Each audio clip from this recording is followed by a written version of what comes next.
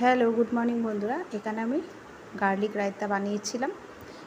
এখানে 1 কাপ, বড় কাপের 1 কাপ দই নিয়েছি। দইটাকে ভালো মতো ফেটিয়ে নিয়ে তারপর অল্প অল্প করে জল দিয়ে আবারও ভালো মতো একটু ফেটিয়ে নিয়েছি। নিয়ে লবণ দিয়েছি স্বাদ মতো, তারপরে চিনি দিয়েছি। লবণ দিয়ে ভালো করে গুলে চিনি দিয়েছি। চিনি দিয়েও ভালো করে, চিনিটা অপশনাল, তোমরা চাইলে চিনি দিতে পারো, নাও দিতে পারো। অনেকে টক রায়তাও পছন্দ করে, আমি একটু মিষ্টি মিষ্টি ভালো লাগে।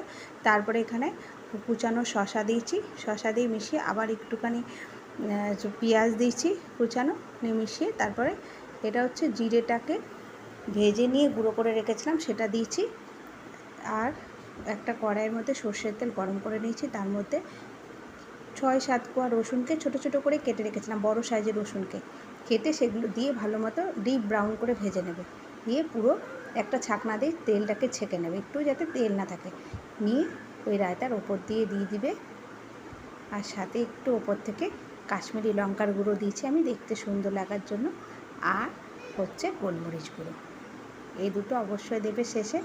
গার্লিক রায়তা একবার অবশ্যই আমার মতো করে বানিয়ে খেয়ে দেখো।